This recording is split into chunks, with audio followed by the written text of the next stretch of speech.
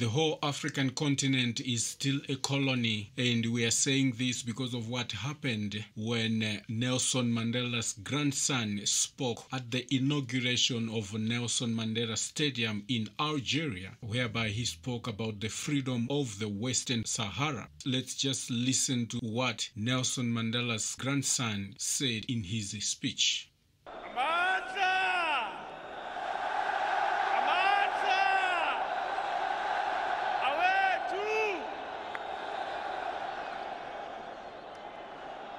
Excellencies, His Excellency the President of Algeria, His Excellency the Prime Minister, the government of Algeria, and the entire people of Algeria, we therefore want to take this opportunity to thank the Algerian people for bestowing such an honor on my grandfather Nelson Mandela by naming this beautiful stadium after him. And we say that in his honor, let us not forget the last colony of Africa, Western Sahara. Let us fight to free Western Sahara from oppression. Let us also remember that Madiba said, our freedom is incomplete without the freedom of Palestine. Therefore, we stand together to fight for the liberation of Palestine. Free, free Palestine! Free, free Palestine! From the river to the sea! Free, free Palestine! I thank you. Okay, so it seems like Mr. Mandela's words did not sit well with the people of Morocco, as much as it does not sit well with them when we consider them Africans. And this is how they responded to Mr. Mandela after his speech. Little Mandela, the only colony left in Africa is Orania, end of quote. If some of you don't know Orania, Orania is a separate state in South Africa located in the western part of South Africa. This is a white-only state. They've got their own currency. They run their own government. They've got their own municipality. So these Moroccans, they were reminding little Nelson Mandela that you have a colony in your own country. Why are you talking about the colony in someone's country? The biggest question to me is, why did the Moroccans have to jump and answer first before the Western Sahara people? It seems Nelson Mandela's grandson is stepping on someone's foot. So in Europe, some European parliamentarian members were arrested over the bribery scandal involving Qatar, the 2022 World Cup host, Spain, and the United States of America on Moroccan illegal occupation of Western Sahara. The scandal has exposed how Morocco has tried to lobby and bribe the members of the European Parliament in an attempt to increase support for its illegal occupation of Sahara. No wonder why the Moroccans quickly jumped and attacked Mr. Mandela. There is a cluster, a sort of group of friends revolving around the European Parliament and parliamentarians themselves that for a long time have been channeling this illicit interests of their sponsors in a way to sustain their agendas within the parliament. On the part of Morocco, and this group of friends is very articulate in the sense, not just in terms of numbers or level or stature of the participants, but they do a very thorough job. In other words, they don't just channel money or resources. They also facilitate the identification of parliamentarians that could be, because of the nature of the functions and responsibilities within the parliament, can be of greater use to their clients and create occasions where these parliamentarians can be approached through social gatherings, through visiting missions and so on. So it's a very articulate system, which includes also monitoring the behavior of parliamentarians that have been bribed to make sure that they vote or behave or lobby in line with what is expected of them. Now, when it comes to Morocco, which was rightly said, Morocco has a long tradition of a very aggressive presence, both in terms of bilateral relations with key countries or in international fora such as the UN and the European Union in support of its agenda. And this indeed has had a tremendous impact on two dimensions that have already been hinted.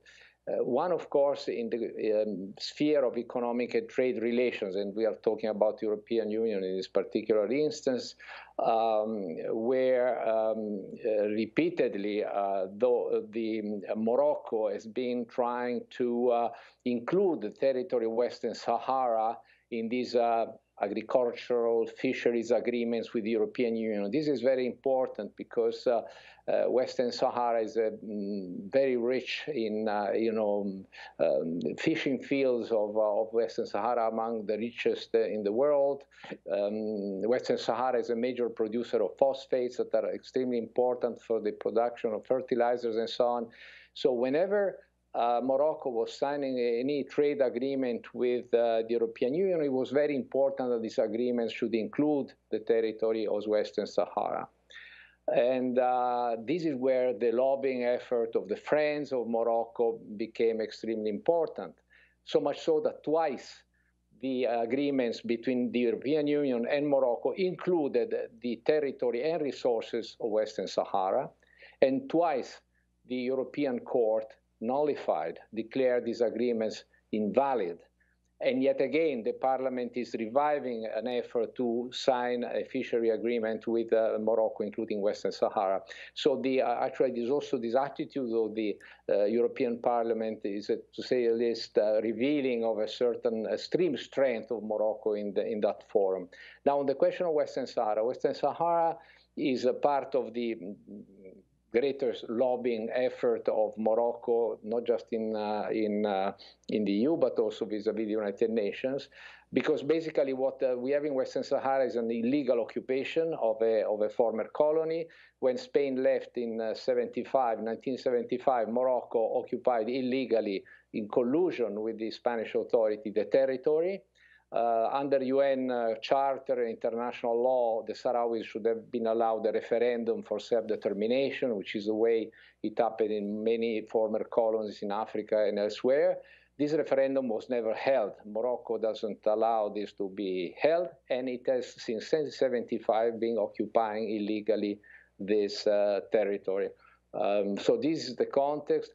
In spite of that, and thanks to its lobbying effort, Morocco has always been able to prevent the UN to enforce its obligation to allow for a self-determination referendum, which are the main friends or supporter of Morocco in this refusal to honor the international legality are the influential members of the Security Council, such as the United States and France.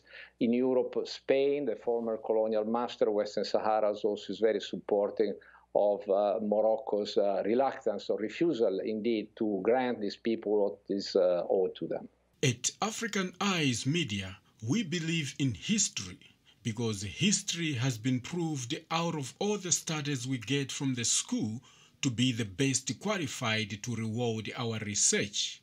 If a man knows what happened yesterday, he can intelligently discuss today. What do we know in terms of what happened yesterday of Morocco and Western Sahara illegal occupation?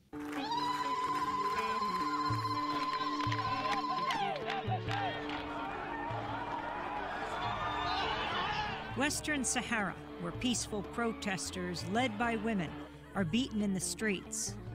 Thousands have been tortured, imprisoned, killed, and disappeared while resisting the Moroccan occupation, where natural resources are plundered from phosphates to fish.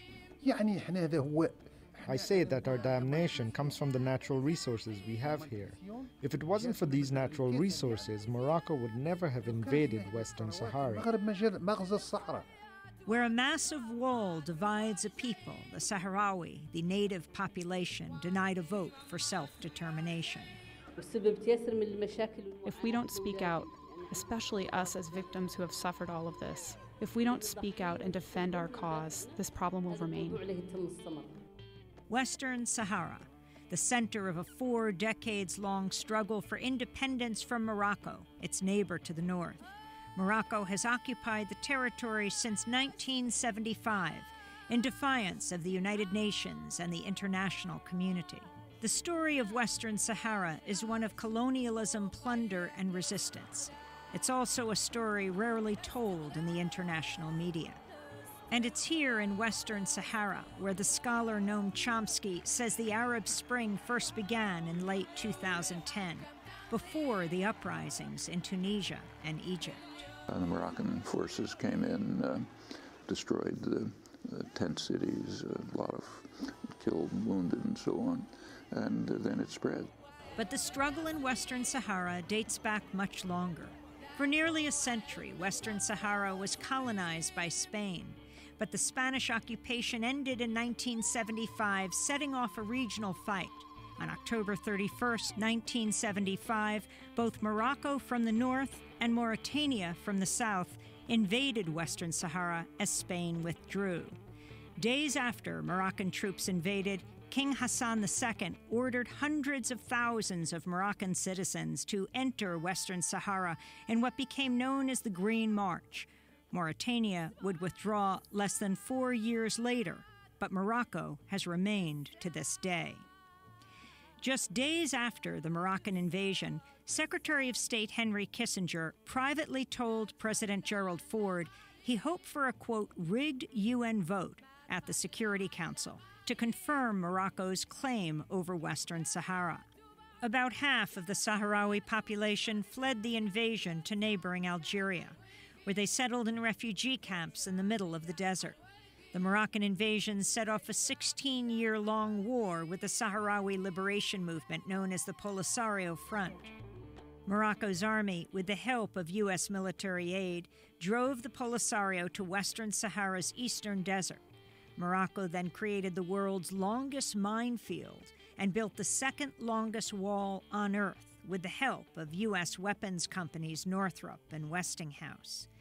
The nearly 1,700-mile wall divides Sahrawis who remain under occupation from those who fled into exile. The Moroccan government began decades of torture, disappearances, killings, and repression against pro-independence Sahrawis living in the occupied territory. In 1991, the UN sponsored a ceasefire and promised Sahrawis a referendum on self-determination, organized by its peacekeeping mission known as MONURSO. Since then, Morocco has blocked attempts to organize the vote, and the UN Security Council has refused to implement its own referendum plan or allow MONURSO to monitor the human rights situation in the territory. Today, no country recognizes Moroccan sovereignty over Western Sahara, one of the most inaccessible places in the world.